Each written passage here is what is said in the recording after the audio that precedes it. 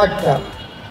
দেওয়ান সালাউদ্দিন বাবু, প্রথমে আপনাকে শুভেচ্ছা জানাচ্ছি এবং ধন্যবাদ জানাচ্ছি আজকে ঐতিহ্যের এই রাইটার্স টপিক রাইটার্স ইভেন্টে অংশ নেওয়ার জন্য।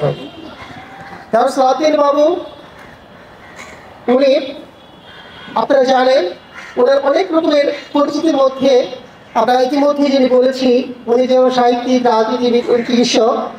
আমরা আশা করব আমাদের যারা এখানে উপস্থিত হয়েছে তার পাঠক, তার শুভানুধ্যায়ী তাকে নানানভাবে প্রশ্ন করবে, তার অনেক অজানা গল্প তুলে আনবে। আমরা চাইব আজকের এই বিকেলটি স্মরণীয় করে তুলতে। জনাব সালাউদ্দিন বাবু, আপনাকে আবারও ধন্যবাদ দিচ্ছি। আপনি কিছু প্রথমেই একটু স্বাগত বলুন। আপনাকে ধন্যবাদ।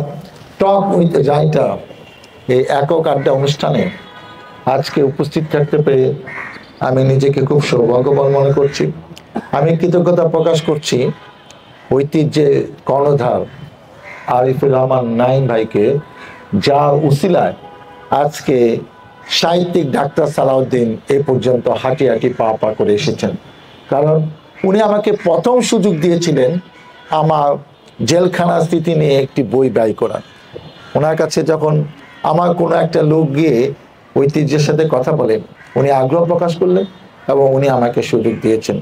হয় কি, প্রত্যেকের জীবনে কোনো না কোনো ব্যক্তি থাকে, তাকে একটু টেনে তুললে, সুযোগ দিলে তারপর বাকিটা সে হাঁটতে থাকে। আমি তাকে আজকে এরকম একটি অনুষ্ঠানে হৃদয়ের অন্তঃস্থল থেকে তাকে আমি কৃতজ্ঞতা প্রকাশ করছি। এবং আজকে আমার যেটুক সাহিত্যে পরিচিতি হয়েছে সারা বাংলাদেশে, যেটুক আমার শুভাকাঙ্ক্ষী ভক্ত গুণগাহী তৈরি হয়েছে, এই মূল নায়ক অবদান নাঈম ভাইয়ের আমি মনে করি। অতএব ঐতিহ্য এবং নাঈম ভাইকে আমি ধন্যবাদ প্রকাশ করি। এবং আরেকটি কথা না বলে পারছি না, আমি যেহেতু রাজনীতি করে অনেক বড় বড় প্ল্যাটফর্মে অনেক জায়গায় অনেক বক্তৃতা দিয়েছি, অনেক সম্মাননা পেয়েছি, অনেক পুরস্কার পেয়েছি, কিন্তু সাহিত্যিক অঙ্গনে 18 সাল থেকে আমি লেখালেখি করে এসছি। আমার এ পর্যন্ত 16টা বই মার্কেটে আছে এবং বেশিরভাগই ঐতিহ্য প্রকাশনা করেছে। আজকে এরকম একটি প্ল্যাটফর্মে এটি আমার সবচেয়ে বড় সম্মান, স্বীকৃতি এবং এরকম অভিজ্ঞতা আমার জীবনে আজকে প্রথম। অতএব সেজন্য আমি নিজেকে ধন্য মনে করছি, আমি উৎফুল্ল। ধন্যবাদ দেওয়ান সালাউদ্দিন বাবু। উনি যেভাবে ঐতিহ্যকে সম্মান দিলেন, আমাদের কাছে এটা একটা বড় পাওয়া। আমরা চাইব আমাদের এই সম্মান তাকে যে কোনোভাবে, যে কোনো মূল্যে হোক চেষ্টা করব তার সেই সম্মানটাকে আরও বাড়িয়ে তোলার জন্য। এখন আমাদের এখানে উপস্থিত আছেন দেওয়ান সালাউদ্দিন বাবুর অনেকগুলো মুগ্ধ পাঠক, শুভাকাঙ্ক্ষী। আমরা চাইব পাঠক এবং শুভাকাঙ্ক্ষীর মধ্যে থেকে কেউ তাকে প্রশ্ন করুক এবং চাইব পরবর্তী প্রশ্নগুলো যাতে আসুক, যেখান থেকে আমরা দেওয়ান সালাউদ্দিন বাবুর অনেক অজানা গল্পগুলো জানতে পারবো।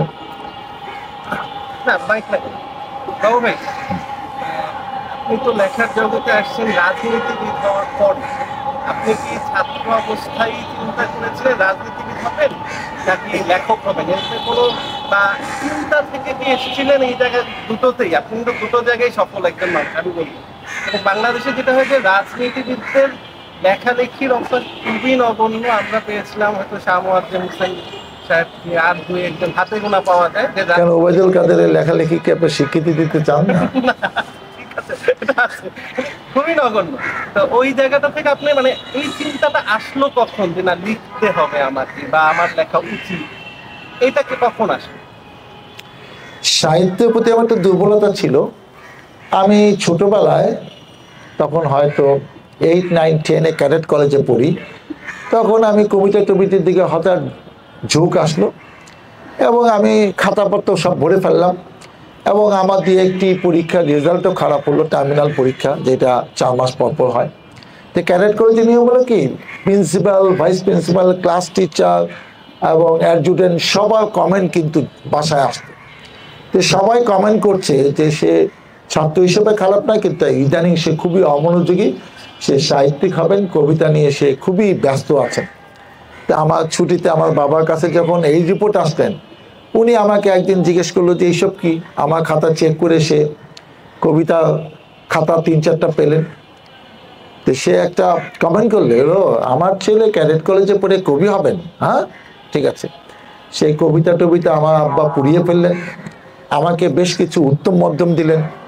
এরপরের থেকে আমার কিন্তু লেখালেখির জগতে যেটুক সংযোগ ছিল সেটুক বিচ্ছিন্ন হয়ে গেল। তারপরে কিন্তু আমি ডাক্তার হয়েছি, ইন্টার্নি পাশ করে, আমি বিসিএস পাশ করে আমি চাকরি করেছি 5 বছর। তারপর 96-এ আমি সাভার থেকে প্রথমবারে এমপি হলাম, 2000-এ দ্বিতীয়বার এমপি।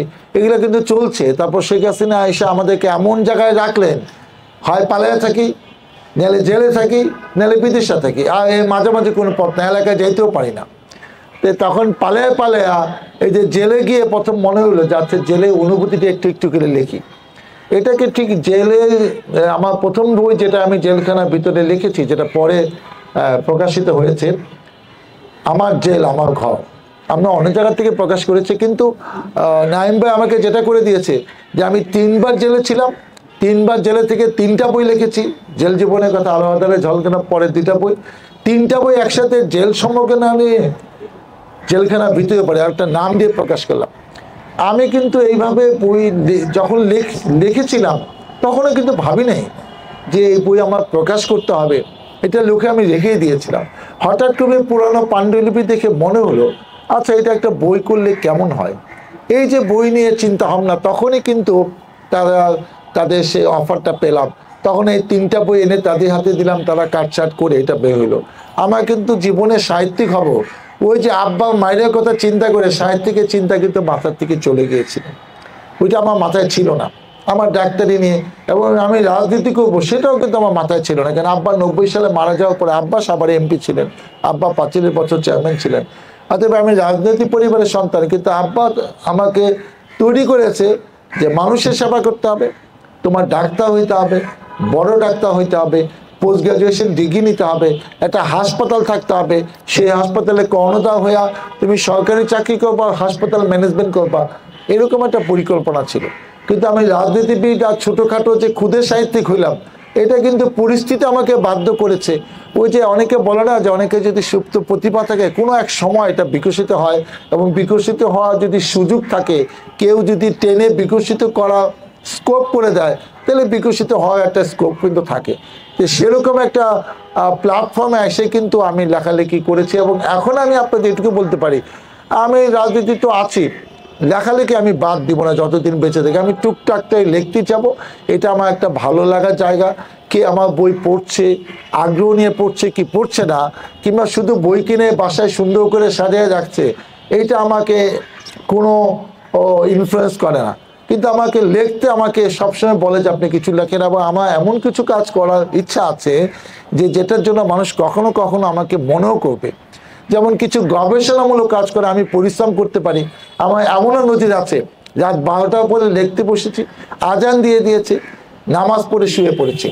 আমি কিন্তু অনেক পরিশ্রমী, সারা রাত বসে লিখতে পারি, এটা আমার এই দৃষ্টান্ত আছে। আমি এক জীবনে আমি যেটা আমার আত্মজীবনীমূলক বই, সেটা কিন্তু আমি কোভিডের সময় 1 বছরে লিখেছি। অনেকে আত্মজীবনী বই 5 বছর 7 বছর লেখে, এবং অন্যরা লেখে, অন্যের সাহায্য নিয়ে লেখে। আমি কিন্তু নিজে লিখেছি। আমি মোবাইলে লিখতে পারি না, আমি সাদা কাগজে লিখে অন্য কেউ টাইপ করে। আমি লিখলাম 20 পৃষ্ঠা, আরেকজনে সে টাইপ করলেন, আবার লিখলাম 30 পৃষ্ঠা, এইভাবে করে করে আমি কারেকশন করি। ফাইনাল কারেকশনটা হয়তো যেখান থেকে বই বের তারা করে, কিংবা আমি আরেকটা প্রাইভেট যারা এই ধরনের মুদ্রণ সংশোধন করে তাদের কাছ থেকে লিখি। তো আর যে কথা আমাকে প্রশ্ন করা হয়েছিল, আজকে ভাগ্যে উসিলায় আমি লেখালেখির জগতে বিচরণ করছি, কতদিন থাকতে পারবো জানি না, কিন্তু আমি এই জগতে থাকতে চাই, এবং মানে আগ্রহ নিয়ে সততার সাথে মানুষের ভালোবাসা নিয়েই থাকতে চাই। চমৎকার। রানা কি বলতে চাইছিল? আজকে আমরা জানলাম তার লেখক হয়ে ওঠার বিশেষ একটি গল্প। আসলে যে জীবন প্রচুর মানুষকে, বিখ্যাত মানুষকে ও লেখক বানিয়ে দিয়েছে। আমরা যেমন চিত্তরঞ্জন দাশের কথা জানি, আমরা যেমন সুভাষ বোসের কথা জানি, আমরা যেমন বিখ্যাত কবি লোরকার কথা জানি, এবং আরো অনেক অনেক সাহিত্যিক আছেন যারা আসলে জেনে না গেলে সম্ভবত তাদের লেখা কখনো হয়ে উঠত না। আমরা জানলাম উনি কোভিডের সময়টাকে কাজে লাগিয়েছেন, যে সময়টা ছিল আমাদের সংকট, যে সময়টা মানুষ শুধুমাত্র বসে থেকে অনেক চেয়েছে, কিন্তু তিনি আসলে লেখালেখি করে যে সময়টুকু পার করেছে এবং একটি গুরুত্বপূর্ণ আত্মজীবনী তৈরি করেছেন 1 বছরের মধ্যে দিয়ে, এটা একটি বড় ব্যাপার। এবং ওনার যে লেখার যে ধৈর্য, উনি বললেন যে লিখতে বসলে উনি সারা রাত ধরে লিখতে পারেন। এই লেখাটা কিন্তু খুব গুরুত্বপূর্ণ, এই সময়টা খুব গুরুত্বপূর্ণ, কারণ হচ্ছে আমাদের এখানে অনেকেই কিন্তু আসলে এই লেখার প্রতি ওরকম সময় দিতে পারেন না। যাই হোক, আমরা এখন দ্বিতীয় প্রশ্নকারীর কাছে চলে যাব। আমি অ্যাডভোকেট নাহিদুল ইসলাম শাহীন, প্র্যাকটিস করি। আমার ছোট করে আজকের অতিথির কাছে ছোট করে 2টি প্রশ্ন। একটি হচ্ছে, আমরা জানি, আমি ব্যক্তিগতভাবে আজকের যে লেখক দেওয়ান সালাউদ্দিন বাবু ভাইয়ের সবগুলো বই আমি পড়েছি। 2-1টা হয়তো বা একটু কম মনোযোগ দিয়ে পড়েছি, আর বেশিরভাগ বই আমি মনোযোগ দিয়ে পড়েছি। সেটা বাবু ভাইয়ের সাথে লেখালেখি নিয়ে কথা হয়েছে। আমি লেখক হিসেবে আমি আজকে এই অতিথির কিন্তু দারুণ ভক্ত, কারণ আমি ছোটবেলা থেকে এই লেখা এবং পড়ালেখার প্রতি আমার একটা দুর্বলতা আছে। সেখান থেকে আমি জানি যে সাহিত্যের অনেক ধারা উপধারা, শাখা প্রশাখা অনেক কিছুই রয়েছে, ওদিকে যাব না। আমি শুধু বলি যে আমি সবগুলো বইয়ের মধ্যে, যেমন আজকে যে লেখক আত্মজীবনী, তারপরে রাজনীতি বিষয়ক, তার জেল জীবনের কথা, সবগুলো বইয়ের মধ্যে ঘুরে ঘুরে আসছে। এখন শাখা প্রশাখা যেগুলো আছে, সেখান থেকে একটা প্রশ্ন হচ্ছে যে আজকে অতিথির কাছে, যে আপনি কি যেমন শুরু করেছেন কবিতা লিখতেন, তারপরে কবিতা কিংবা ছোট গল্প কিংবা উপন্যাস, এই লেখাগুলো কি এই লেখার পাশাপাশি ভবিষ্যতে আমরা পাবো কিনা বই হিসাবে, যে আপনি কোনো উপন্যাস, ছোট গল্প কিংবা প্রবন্ধ, কবিতা এই ধরনের বই পাবো কিনা, এইটা প্রথম প্রশ্ন। আর আমার হচ্ছে দ্বিতীয় প্রশ্ন হচ্ছে, এই কথা সাহিত্যিক, রাজনীতিবিদ এবং চিকিৎসক, এই 3টা পরিচয়ের মধ্যে কোন পরিচয়টা আপনি দিতে বেশি স্বাচ্ছন্দ্য বোধ করেন? আবার বলো, ধন্যবাদ। আবার বলো, লাস্টেরটা প্রশ্নটা আবার বলো, আমি মনোযোগ। লাস্টের প্রশ্নটা হচ্ছে, কথা সাহিত্যিক, রাজনীতিবিদ ও চিকিৎসক, এই 3টা পেশার মধ্যে আপনি কোনটা পরিচয় দিতে বেশি স্বাচ্ছন্দ্য বোধ করেন? এটা হচ্ছে দ্বিতীয়। তোমার 2টা উত্তর দেওয়ার আগে আমার একটা প্রশ্ন তুমি উত্তর দাও, নাহলে তো এটা হবে না। গেলে তুমি আমাকে ইচ্ছা মতো প্রশ্ন করবো, আমি কষ্ট করে উত্তর দিব। তুমি আমার অনেক বই পড়েছো, আমি নিশ্চিত তোমার সাথে অনেক ব্যাপারে শেয়ার হয়েছে। আমার লেখালেখির মধ্যে কোন বৈশিষ্ট্যটা কিংবা কোন জিনিসটা তোমার ভালো লাগে?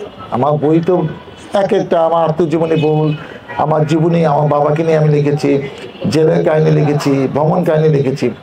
কিন্তু আমাকে তুমি সাহিত্যিক হিসেবে কোন জায়গাটা তোমার বেশি ভালো লাগে? আমি লেখালেখিতে মানুষের একটা ভালো লাগার জায়গা আছে না, যেটা পড়তে তোমার ভালো লাগে, এবং ওই বৈশিষ্ট্যটা তুমি হয়তো অনেকের মধ্যে দাও না, আমার মধ্যে দেখেছো। তোমার কাছে কোনটা মনে হয়েছে আমার লেখালেখি, কোন ধরনটা তোমার বৈশিষ্ট্য ভালো লাগে? আমি তো যেমন প্রথম দিকে আপনার ভ্রমণ কাহিনীগুলো আমার কাছে ভিতরে আছে, হৃদয়ে দাগ কেটে গেছে, ভ্রমণ কাহিনী। তারপর ওই যে আত্মজীবনী নিয়ে কথা বলেছি, এইটা আত্মজীবনের ভিতরে আমি কিন্তু একটা কথা বলেছিলাম যে এটা হচ্ছে আমাদের সাভারের একটা প্রামাণ্য দলিল হতে পারে। এই আত্মজীবনীতে আপনার যেসব বিষয়গুলো তুলে এনেছেন, এটা একটা লেখকের জন্য অনেক বড়, এবং যেটা আপনি করেছেন সেটার জন্য আমি ব্যক্তিগত ধন্যবাদ জানাই। এখন প্রশ্ন হচ্ছে যে কোন বিষয়টা আমার বেশি ভালো লাগে। এখন আপনি যে লেখাগুলো লেখেন, প্রত্যেকটা লেখার মধ্যে সারল্য রয়েছে এবং পড়লেই সহজে বোঝা যায়, এর জন্য আমি বেশি আপনাকে অ্যাপ্রিসিয়েট করি। তবে আমার মনে হয় যে আপনার যতগুলো লেখা এই পর্যন্ত বের হয়েছে, আপনার রাজনীতি বিষয়ক এবং ভ্রমণ, এই 2টা আমাকে বেশি মানে টেনেছে আর কি। এই 2টা লেখা আমার ভালো লেগেছে। তোমার এইটা শুনতে শুনতে আমি প্রথম প্রশ্ন বলে গেছি। প্রথম প্রশ্নের 3-4 শব্দ বলো, কি জানতে চাইছিলাম প্রথম প্রশ্ন বলো। আমি বলেছি যে এই সাহিত্যের অনেক শাখা প্রশাখ রয়েছে। বুঝছি, এখন মনে পড়ছে। ওকে, থ্যাংক ইউ, থ্যাংক ইউ। আগে তোমার দ্বিতীয় প্রশ্নের উত্তর দিচ্ছি। আমি এই 3টার মধ্যে আমি বেশি স্বাচ্ছন্দ্য বোধ করি রাজনীতিবিদে। কেন? কারণ আমি 91 থেকে রাজনীতি করি। আমি হাঁটি হাঁটি পা পা করে আজকে এখানে আসছি। আমি এক সময় ইউনিয়ন বিএনপি সভাপতি ছিলাম 93-তে। 2000 আগে আমি থানা বিএনপি সভাপতি ছিলাম। আমি 2016 সালে আমি জেলা বিএনপি সভাপতি ছিলাম, এখন আমি সব পরিবার কল্যাণ সম্পাদক।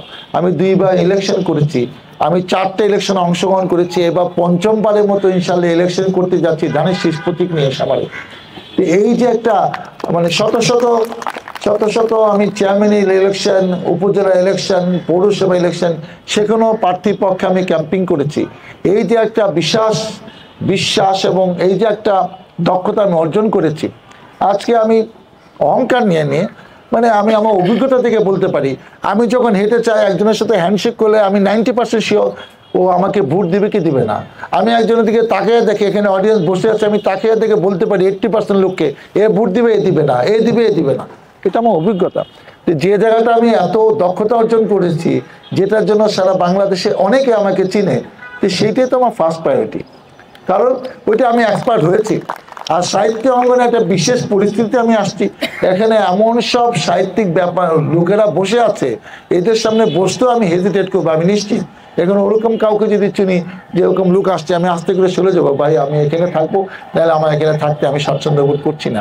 অতএব ওইটা আমি এখনো কিছুই হইতে পারি নাই, এটা আমার ভালো লাগার থেকে লেখি।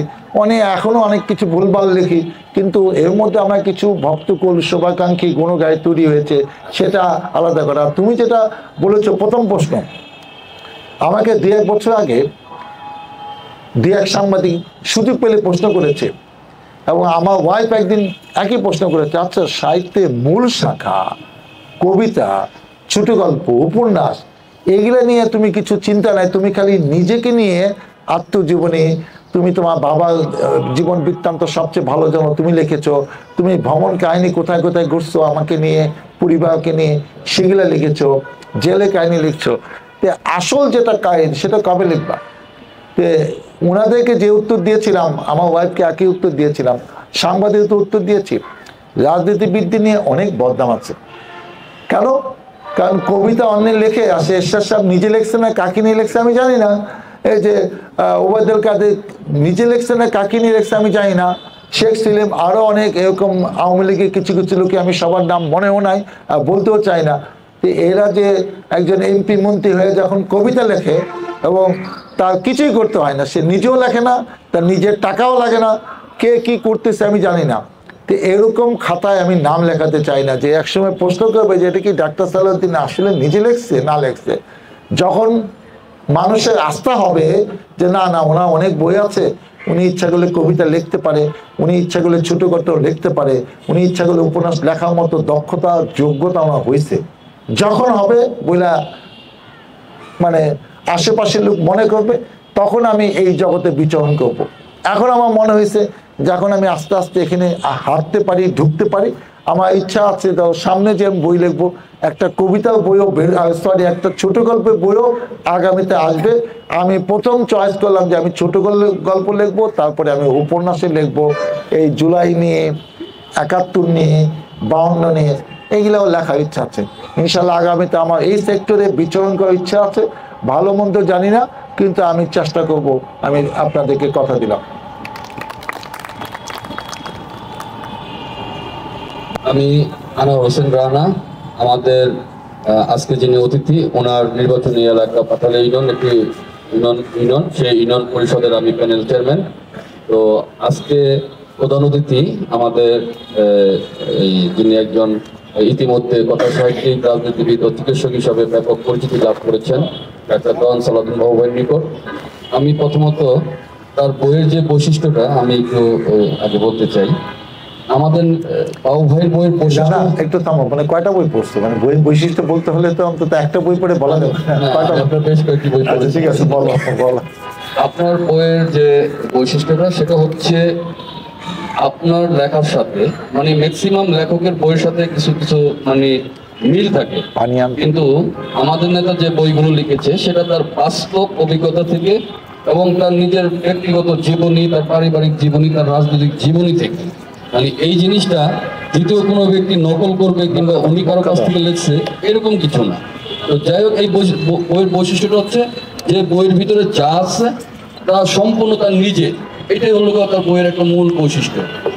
আর আমার নেতার কাছে একটা প্রশ্ন, যে আপনি এখানে যখন প্রথমেই প্রবেশ করেন তখন আমাদের স্যারের সাথে কথা বলতেছিলেন, আসলে বর্তমান যুব সমাজ বই পড়া থেকে একটু দূরে সরে যাচ্ছে।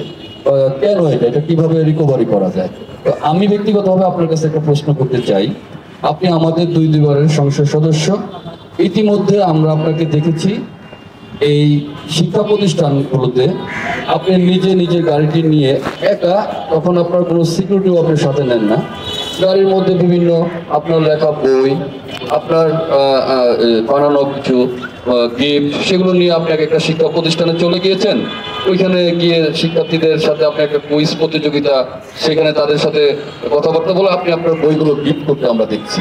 এটা একটা নিতান্তই ভালো কিছু, কারণ বর্তমান সমাজে বই কেউ কাউকে উপহার দেয়, এটা কিন্তু আস্তে আস্তে আমাদের কাছ থেকে, সমাজ থেকে সরে গেছে। বিভিন্ন কিছু ক্ষেত্রে কিন্তু বই কিনতে না, কিন্তু এটা আপনার যে গুণটা, এটা অত্যন্ত চমৎকার, এটা প্রশংসনীয় যে শিক্ষা প্রতিষ্ঠানে 9-10 বাচ্চাদের, স্কুল কলেজ পড়ুয়া শিক্ষার্থীদের আপনার বই তুলে দিচ্ছেন। তো এখন মূল প্রশ্নটা হচ্ছে যে শুধুমাত্র হয়তো আপনার 2-4-5টা শিক্ষা প্রতিষ্ঠানে গেছেন, কিন্তু আপনার নির্বাচনী আসনে অনেক শিক্ষা প্রতিষ্ঠান আছে। তো আগামী দিনে যুব সমাজ যাতে এই বইয়ের প্রতি আকর্ষিত হয় বা তাদের আকর্ষণটা বাড়ে, তারা যাতে অনুপ্রাণিত হয়, তো সেই ক্ষেত্রে আপনি এখন যেহেতু আপনি নির্বাচিত সংসদ সদস্য না, তারপরেও আপনি যেটা করছেন এটা অত্যন্ত প্রশংসনীয়। কিন্তু যখন আপনি নির্বাচিত সংসদ সদস্য হবেন, আমরা তো আশা করি ইনশাআল্লাহ আপনি অলরেডি আপনি নির্বাচিত হয়েই রয়েছেন, শুধু নির্বাচনের অপেক্ষায় আছি আমরা। তো সেই পরিস্থিতিতে যখন আপনি দায়িত্ব গ্রহণ করবেন, এই যুব সমাজকে বই পুস্তকের দিকে নিয়ে আসার জন্য আপনার পক্ষ থেকে আপনার কি ধরনের এই চিন্তা ভাবনা থাকবে বা কি ধরনের উদ্যোগ থাকবে, এটা আমরা মানে আপনি যদি কেউ বলতেন আমরা খুব খুশি হতাম আর কি। এটা নিয়ে আমি হয়তো ডিটেল এই মুহূর্তে বলতে পারছি না, কিন্তু যেটুক আমার মাথায় আছে সেটুকু বলি। কারণ আমার চিন্তা আছে যে ফেব্রুয়ারিতে নির্বাচন হয়ে যাওয়ার পরে বৃষ্টি আসতে তো আরও 3-4 মাস সময় আছে।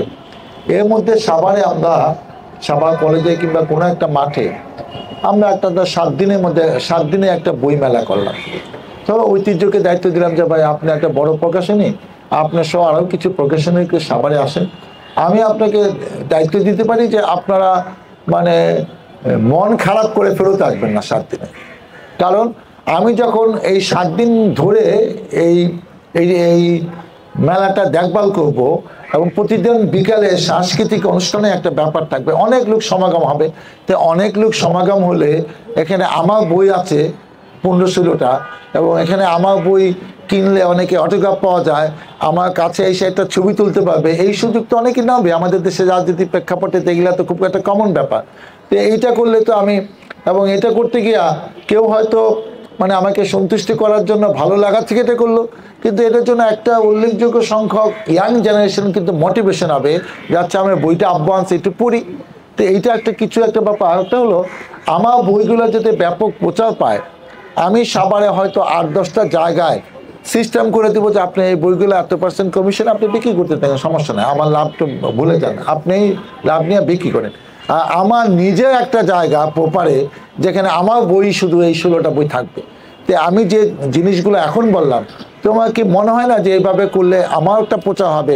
আমাদের নেতা, আমাদের এমপি, উনি আজকে এমপি হয়েছেন, একজন রাজনীতিবিদ যদি এরকম বই লিখতে পারে তাহলে তার বই আমি পড়তে পারবো না? উনি সাভারের জন্য, মানুষের জন্য এত কিছু করে গেছে, একটা বই তেলে পড়ে দেখি, আমার সম্বন্ধে যে জানতে চাবে, আমাকে সে পছন্দ করে, আমাকে যে আইডল মনে করবে, আমাকে যে ভালোবাসবে, সে তো আমার বইকেও ভালোবাসবে কিংবা বাসার চেষ্টা করবে।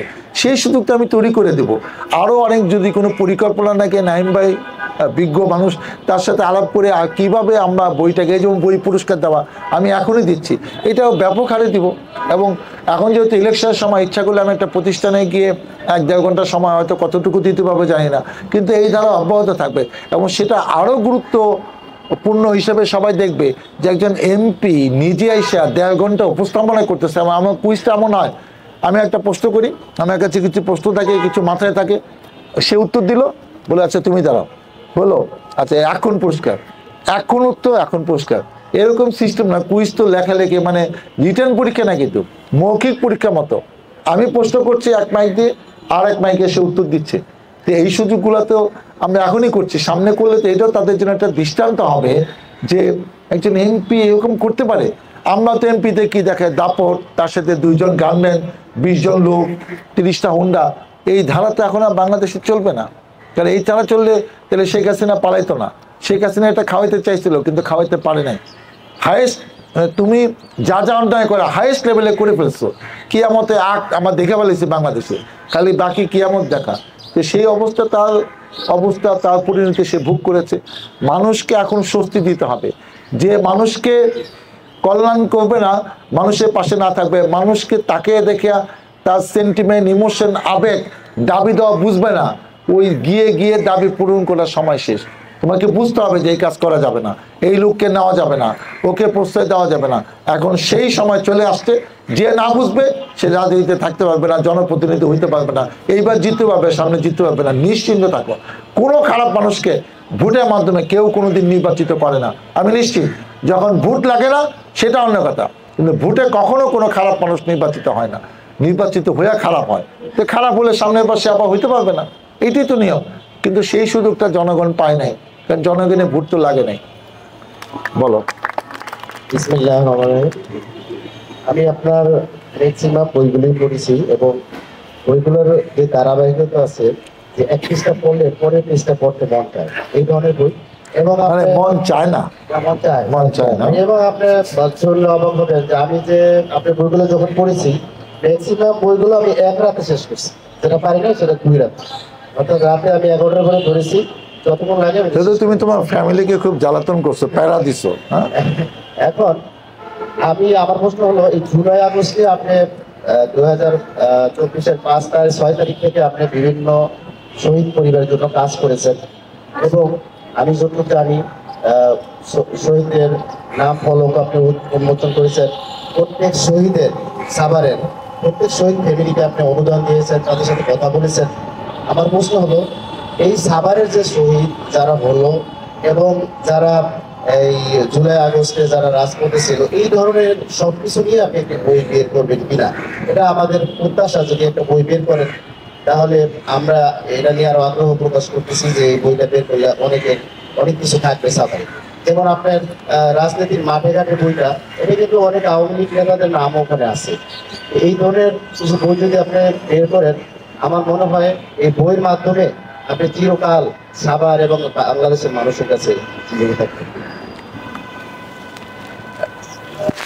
5ই আগস্টে আন্দোলনে শুধু সাভারেই আমার জানা মতে এই 70-80 জন মারা গেছে এবং এর মধ্যে বেশিরভাগই অন্তত 50-60 জন, শুধু 50-60 জন হবে শুধু 5 তারিখে মারা গেছে। এবং সবচেয়ে কষ্টের কথা, যখন শেখ হাসিনা দেশ থেকে পালিয়ে চলে গেছে তখন 2 থানা আক্রমণ করতে গিয়ে এই বেশিরভাগই স্টুডেন্ট, শ্রমিক, সাধারণ জনতা কিন্তু মারা গেছে। সমস্যা হচ্ছে ওই সময় যদি আমাদের মতো লিডার সামনে থাকতো ওই স্পটে, তাহলে কিন্তু এরা মারা যেত না। এরা থানায় যাচ্ছে মিছিল নিয়ে থানা আক্রমণ করতে, এই পুলিশটা যদি কিছু না বলতো আজকে এরা মাইরা পুলিশের যান বাঁচছে, তাহলে আমি নিশ্চিত ওরা গিয়ে কিন্তু পুলিশ দিয়ে কাউকে মারতে, মানে সবাইকে মেরে ফেলতো। পুলিশ কিন্তু বাধ্য হয়েছে গুলি করতে। এবং সবচেয়ে দুঃখজনক, এই পুলিশগুলাকে কিন্তু শেল্টার দিছে, আর্মি এসে তাদেরকে ক্যান্টনমেন্টে নিয়ে গেছে এবং থানা কিন্তু জ্বালাই দিছে, থানায় কিচ্ছু ছিল না। এবং আমি যাদের পেয়েছি, যেসব পরিবারকে, তাদেরকে নিয়ে আমি একটা ফুটবল টুর্নামেন্ট সারা মাঠে চারদিকে, আমার কাছে মনে হয় 43 না 44 জনের ছবি ছিল, ঠিকানা ছিল এবং কবে মারা গেছে, কোথায় পড়াশোনা করছে, সব আমি ডিসপ্লেতে দিয়ে দিয়েছিলাম। এবং তাদের পরিবারের জন্য আলাদা গ্যালারি করেছিলাম। আমাদের একটা অনেক বিশাল একটা টুর্নামেন্ট ছিল, আমরা সাভার মিনি ফুটবল মাঠে সেই খেলাটি করেছিলাম। তারপরে অনেকে ব্যক্তিগতভাবে আমি তাদেরকে বাসায় গিয়ে ভিজিট করে তাদেরকে অনুদান দিয়েছি এবং তাদের নামে 7-8 জনে আমি ফলক তৈরি করে দিয়েছি। যখন আমাকে বারবার ইউনো সাহেব বলতেছে যে স্যার এগুলো ফলক করে না, রাষ্ট্রীয়ভাবে বিভিন্ন জায়গায় ফলক তৈরি করা অনুদান আমাদেরকে পাঠাচ্ছে, এগুলো করলে কিন্তু আবার ভাঙতে হবে। আমি তাকে বলেছি এটা আমি দেশপ্রেমে উদ্বুদ্ধ হয়ে, আমার বাবা একজন মুক্তিযোদ্ধা, আমি সেই কারণে এটা আমার দায়িত্ব, এটা আমার নৈতিকতা থেকে আমি কাজটা করছি, ভেঙে ফেলার, এটা আমার ব্যক্তিগত টাকাতে আমার কোনো আপত্তি নেই, কিন্তু এখন আমাকে করতে দেন। এরা যেন বুঝে এই পরিবারগুলা যে ডাক্তার সালাউদ্দিন তাদের পাশে আছে, সাথে আছে। এবং আমি কিন্তু এবং ওই শ্রাবণ গাজী এবং ইয়ের জন্য আমরা কিন্তু একটা আলিফ ইসলামের জন্য আমরা একটা লাইব্রেরি করছি, সেটা কিছু টাকা কালেকশন করছি, আমার টাকাও সেখানে সংযুক্ত সুন্দর একটা লাইব্রেরি করবো যখন যেটুকু পারছি। কারণ আজকে তাদের জীবনের বিনিময়ে আজকে এখানে দাঁড়িয়ে আমি কথা বলছি, নাহলে আমাকেও পলায়ে থাকতে হতো। এই সাহিত্যিক দিয়ে আমি কি করতাম? আমার জীবনে তো ছিল না। আমি 3 বার জেলে, আমার নামে 53টি মামলা, আরো 10-15টি মামলা খারিজ হয়েছে, 53টি এখনই আছে। 3 বার জেলে গিয়েছে, আমাকে 10 দিন রিমান্ডে করছে, যদিও রিমান্ডে গিয়ে মানে নাই, মানলে তো আমার যে স্বাস্থ্য হাড্ডি গুটি একটাও থাকতো না। হ্যাঁ, সম্মানের সাথে সালাম টালাম দিছে, আমাকে আনছেন কেন? কয়েছে এটা আমাদের নিয়ম, তাই আমাকে প্রশ্ন করেন না কেন? কয়েছে আমরা তো সব জানি, আপনাকে প্রশ্ন করার কিছু নাই। এক এএসপি আমাকে এসে প্রশ্ন করে যে আপনার কথায় হরতালের সময় আপনি 2টা গাড়ি পুড়িয়ে দিলেন, এই যে ক্ষতিগ্রস্ত হইল, আপনার এলাকায় না হোক, বাংলাদেশে অনেক এলাকায় রাতের বেলা টেম্পো পোড়াইতে গিয়ে একজন মারা গেছে, এটা আল্লাহর কাছে কি জবাব দিবেন? আমি তো শুনেন, আমি যা করছি দলীয় নির্দেশে, ঠিক আছে, এইটা উত্তর আমি পরে দিচ্ছি। আপনাকে বলছে যে কেউ যেন রাস্তায় না থাকে, আপনি গুলি করে মানুষ মারলেন, আপনি আল্লাহর কাছে কি উত্তর দিবেন? একটা লোক যাই নাই, আপনি টাকা খায় তাকে মামলা দিলেন, আপনি আল্লাহর কাছে কি উত্তর দিবেন? ঠিক আছে স্যার, আপনার উত্তর দিতে হবে না, আমি উত্তর পাইছি। এরকম অনেক রকম অভিজ্ঞতা আছে। আমার ইচ্ছা আছে এদের অন্তত, এদের সম্বন্ধে আমি তো কিছু জানি না, আমি যেটা করব, এদের একটা পূর্ণাঙ্গ বায়োডাটা সম্বলিত বই, যেটা সবারই মারা গেছে, এবং তাদের কোনো একটা উপজেলা চত্বরে সবার নাম, আমি যেন মুক্তিযোদ্ধাদের তালিকা করে কত 400 না 400 প্লাস মাইনাস সবার নাম ঠিকানা সহ, আমার নিজের টাকা, আমি যখন এমপি ছিলাম 2004 সালে না 5 সালে, এটা একদম এখনো আছে। তো এরকম একটা ডিসপ্লে উপজেলা চত্বরে থাকা দরকার, যেটা, কেন এটা তো হেডকোয়ার্টার, সেখানে যারা সবারে মারা গেছে, শহীদ হয়েছে এই 36 দিনে, তাদের জন্য আমরা সরকারিভাবে কিংবা বেসরকারিভাবে আমরা সেই ব্যবস্থা করবো। এবং একটা বই, যেটা হলো, আমি জানি না এটা কি ধরনের বই লিখবো, কিন্তু একটা তত্ত্বভিত্তিক বই অবশ্যই থাকা দরকার। এবং আমার ইচ্ছা আছে এনসাইক্লোপিডিয়া অফ সাভার একটা করা, যে এক নজরে সাভারের সমস্ত কিছু, কতগুলো মৌজা, কোন ইউনিয়নে কে কে চেয়ারম্যান ছিল, কে এমপি ছিল, তাদের জীবন বৃত্তান্ত, কারা কারা এখানে ইউনিয়ন হিসেবে দায়িত্ব ছিল, কতগুলো শিক্ষা প্রতিষ্ঠান, হাই স্কুল আছে, কলেজ আছে, কিন্ডারগার্টেন আছে, একটু কতগুলো ফ্যাক্টরি আছে, ইন্ডাস্ট্রি আছে, সব কিছু এখানে সরকারি প্রতিষ্ঠান কী কী আছে। মানুষ সাভারে বদলি হওয়ার সময় চিন্তা করবে, আচ্ছা ওই যে ডাক্তার সালাউদ্দিন সাহেব একটা বই আছে না ইনসাফিয়া, ওই বইটা আমার বাসা কালকে কিনে আনতো, তার কিছু অনুসারী থাকে না, তাদের বলবো যে ওই বইটা আমার দরকার, কেন আমার সাভারে পোস্টিং হয়েছে, আমার ওখানে যাইতে হবে। ওসিরা ওই বই খুঁজবে, ইউনো সাহেব খুঁজবে, যে ওখানে পোস্টিং করবে, যে ওখানে ব্যবসা করে, যে এই বইটা খুব দরকার, এখানে নাকি সব কিছু আছে। ওইটার জন্য মানুষ যেন আমাকে মনে রাখে। এখন যেগুলো আছে এদের জন্য কতদিন মনে রাখবে আমি জানি না। এই আপনি প্রশ্ন করলে করেন। আসসালামু আলাইকুম। আজকের একক আড্ডা অনুষ্ঠানে আজকে আমাদের প্রধান মেহমান, আপনার নামটা বলেন। আমার নাম মোহাম্মদ কবির হোসেন, আমি হি ইজ এ ব্যাংকার, সোনালী ব্যাংকের ব্রাঞ্চ ম্যানেজার, হেমায়তপুর শাখা। তো আজকের অনুষ্ঠানের আমাদের প্রধান অতিথির নামের পাশে কথা সাহিত্যিক, রাজনীতিবিদ, উৎকৃষ্ট। আমার বিবেচনায় আরেকটা নাম এখানে অ্যাড করা দরকার, সেটা হচ্ছে ইতিহাসবিদ। কারণ আমি যতটুকু জানতে পারলাম, ওনার লেখনের মাধ্যমে উনি সাভার আসলে এক সমৃদ্ধ জনপদ, এই জনপদের ইতিহাস, ঐতিহ্য, সংস্কৃতি, অর্থনীতি, এই বিষয়গুলো উঠে এসেছে। যে কারণে ওনার নামের পাশে কথা সাহিত্যিক, রাজনীতিবিদ, কৃষক ও ইতিহাসবিদ এটা বসাইলে আমার মনে হয় যে যথাযথ হবে। যাই হোক, আজকের অতিথির কাছে আমার প্রশ্ন হচ্ছে, আমার 2টা প্রশ্ন ছিল, 2টা অলরেডি এসে গেছে। 3 নম্বর প্রশ্ন হচ্ছে, সমাজে রাজনীতিবিদদের প্রভাব সব থেকে বেশি, কারণ মানুষ মানে জন্মগতভাবেই রাজনীতি প্রবণ, এই কারণে রাজনীতিবিদদের অনুসরণটা খুব বেশি করে।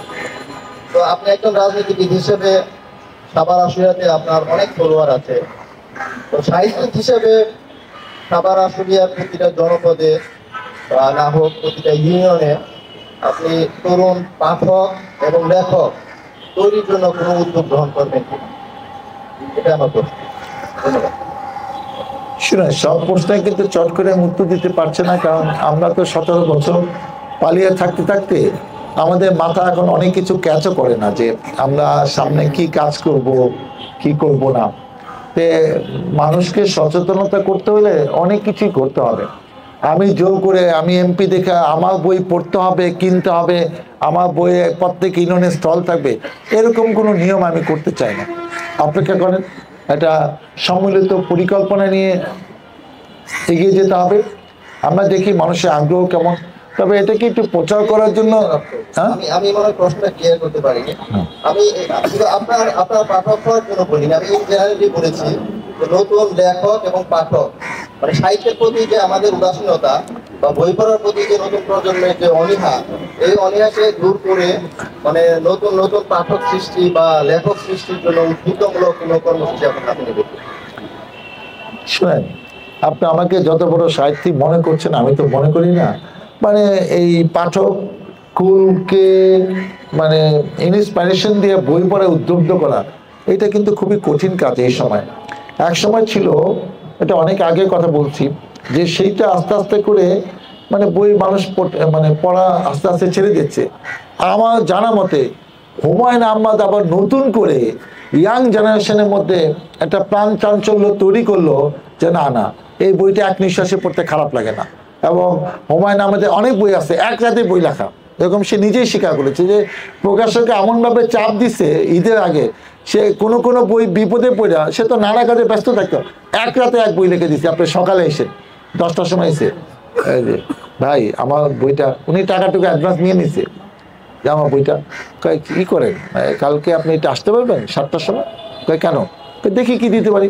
উনি রাতের মধ্যে লেখা বলছে যে নিয়ে যান ভাই, আমরা এখন ঘুমাইতে যাবো, আর যা ইচ্ছা তাই আপনি বাই করে। তো এরকম তো আমরা তো অত বড় সাহিত্যিক না। তো আমার যেটা ইচ্ছা যে ওই সাভারে পাঠককুলকে ইন্সপিরেশন দেওয়া। এখন যদি আমি এই রাজনীতি বাদ দিয়ে জনগণ ভোট দিয়ে আমাকে জনপ্রতিনিধি মানে ধরেন বানালো, আর আমি উন্নয়ন তাদের সমস্যা না করে আমি বই নিয়ে ব্যস্ত আছি, সেটা কতটা সুইটেবল হবে আমি জানি না। কিন্তু সাভারের জন্য বইয়ের পাঠক একটু একটু করে ইন্সপিরেশন পায় আমার বই পড়ে, অন্য বই পড়ে, সেটা আমার একটা পরিকল্পনা আছে। আমি সুনির্দিষ্টভাবে এখানে বলতে পারি না। এই যে আমি বই দিচ্ছি, আপনার কি মনে করেন না যে ইয়াং জেনারেশন উদ্বুদ্ধ হচ্ছে যে না তা বই পড়লে খারাপ লাগে না? এবং অনেকে যারা আমাকে অনেক পছন্দ করে, আইডল মনে করে, তারা কি বইটা পড়ে মনে হবে না? আমাকে একজন প্রশ্ন করেছিল, স্যার একটা স্টুডেন্ট সেকেন্ড ইয়ারে, যে স্যার আমি আপনার মতো হতে চাই। আমি কই আমার মতো হতে হইলে প্রথমে তোমার এখন পড়াশোনা করতে হবে, কারণ আমি রাজনীতিতে এসেছি ইন্টারমিডিয়েট ক্যাডেট কলেজে পাশ করে, MBBS মেডিকেল কলেজ পাশ করে, BCS পাশ করে, চাকরি ছেড়ে তারপরে বাংলাদেশে বেসিক মেডিকেল সায়েন্সে যেটা এটা শেষ করেছি। এখন পাবলিক জায়গায় পাবলিক ইউনিভার্সিটিতে বেসিক ডিগ্রি হলো মাস্টার ডিগ্রি। তো ওগুলো শেষ করে তুমি লেখক হবা না চাকরি করবা, সেগুলো তোমার ব্যাপার। কিন্তু লেখাপড়া এখন যদি তুমি আমার চিন্তা করো তাহলে কিছুই হইতে পারবে না। তুমি লেখাপড়া শেষ করো, তারপরে চিন্তা করো যে সমাজের জন্য মানুষের জন্য কিছু করবা। তুমি রাজনীতিবিদ হবা না লেখন হবা না ডাক্তার সালাউদ্দিন হবা, এটা সেকেন্ড পার্ট। এখন লেখাপড়ার বাইরে অন্য কোনো চিন্তা করা যাবে না। তো আমি যেটা বলতে যাচ্ছি যে আমাদের যেটা প্রথম কাজ, আমি কিন্তু বলেছি আমি রাজনীতিবিদ হিসাবে বেশি স্বাচ্ছন্দ্য বোধ করি এবং এটা আমার মেইন দায়িত্ব, প্রধানতম দায়িত্ব যে মানুষের সেবা করা, কেন এটা আমাকে পরিচিতি দিয়েছে। আর ভাগ্যে জুড়ে আমি খুদে একজন লেখক দিয়েছি। এই চর্চা আমার থাকুক না, এরকম অনেকেই আছে ব্যবসা করে, চাকরি করে, পাশাপাশি অন্য কিছু করে। এটা বাংলাদেশেও তো অনেক নজির আছে। তো সেই জন্য যে চুল বাঁধে সে কি জানে না, এটা তো হইতে পারে। একটা লোকে অনেক কিছু নাইমের বাইরে সব গুণকে আমরা জানি, আমরা এখানে দেখি ঐতিহ্য, অন্য কি করে সেটাকে আমরা সব জানি না, অনেকে জানে হয়তো। এই লিওরা কেউ প্রশ্ন করবেন, আমি নাহলে দুই একজনের নাম বলবো, আমি জানি। বলো। আসসালামু আলাইকুম স্যার, আমি মোহাম্মদ জাহিদুল ইসলাম শাওন, মেম্বার সেক্রেটারি সাবেক বাংলাদেশ স্কাউট গবেষণা মূল্যায়ন বিভাগে। স্যার আমার প্রশ্ন হচ্ছে, আমরা বিগত 17 বছর সাভার আসলে মানুষ রূপে অনেক নরপশু দেখেছি, তাদের অনেক কার্যক্রম দেখেছি, কিন্তু আমরা বর্তমান বাংলাদেশের প্রেক্ষাপট যদি দেখি, 1971 সালে যারা স্বাধীনতার বিপক্ষে ছিল তারা এখন স্বাধীনতার পক্ষে সত্যি, ওই সময় তারা স্বাধীনতার পক্ষে কাজ করতে এরকম একটা প্রোগ্রাম ছড়াচ্ছে। তো আগামীতে আরো 10 বছর বা 15 বছর বা 20 বছর পরে সাভারে যেসব নরপশুদের আমরা দেখেছি, তারা আবার 5ই আগস্টের পক্ষে এসে কথা বলবে কিনা? তো এদের যে বিগত দিনগুলো যে তারা আচরণগুলো করেছে, এগুলো সংরক্ষিত করে একটা বই আপনি দিচ্ছেন কিনা বা অন্য কারো দিয়ে লিখাবেন কিনা আমরা জানতে চাচ্ছিলাম। ভূপেন হাজারিকা একটা বহুল প্রচারিত এবং আমরা যে গানটা সবাই শুনেছি, মানুষ মানুষের জন্য, জীবনের জন্য একটু সহানুভূতি কি মানুষ পেতে পারে না? ওই গানটার শেষের দিকে কয়েকটি লাইন আছে খুবই মিনিংফুল। ওইটাই হলো গানের মূল তন্ত্র। মানুষ যদি সে না হয় মানুষ, দানব কখনো হয় না মানুষ। যদি দানব কখনো বা হয় মানুষ, লজ্জা কি তুমি পাবে না ও বন্ধু। এইটা কিন্তু ছোটবেলায় আমরা শিক্ষিত মানুষ মানে ভালো মানুষ মনে করতাম, এখন কিন্তু শিক্ষিত মানুষ মানে কিন্তু ভালো মানে না। এটা কিন্তু এই গানে সেই সব অমানুষদের কথা বলা হয়েছে যারা মানুষ নামে কলঙ্ক, আসলে সে কিন্তু অমানুষ হয়েছে। সে সর্বোচ্চ বিদ্যাপীঠ থেকে পড়াশোনা করেছে কিন্তু সে মানুষ হয় না। আমি 5ই আগস্টের আন্দোলনে সাভারে একজন এডিশনাল এসপি ছিলেন আব্দুল আল কাফি, উনি গ্রেপ্তার হয়েছেন। উনি 22 না 23 তারিখে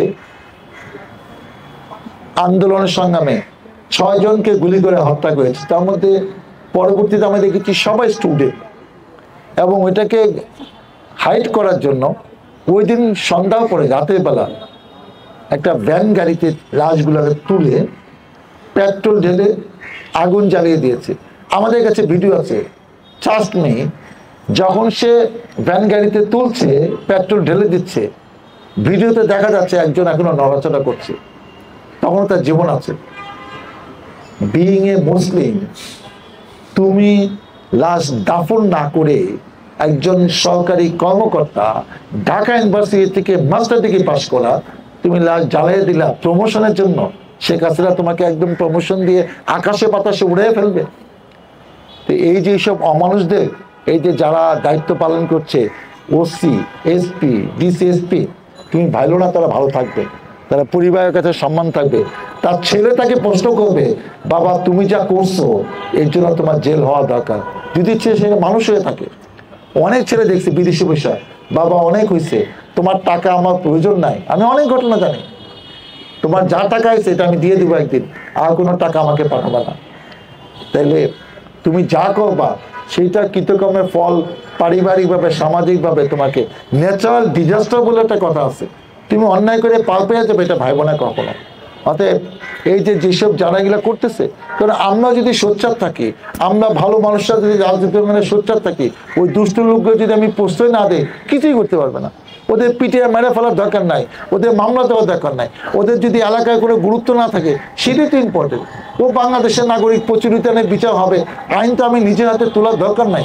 যাদের নামে মামলা হয়েছে, আরও কেউ যদি মামলা করতে চায় তাদের নামে মামলা করতে পারে, আমি এমপি হয়ে তাদেরকে শাস্তি দিব, এটা তো আমার দায়িত্ব না। ইনশাল্লাহ এমন কিছু কোথাও হবে না, সবাই আমার সচেতন, স্বাধীন দেশে ভালো কিছু হবে, এটাই আমি প্রত্যাশা করছি।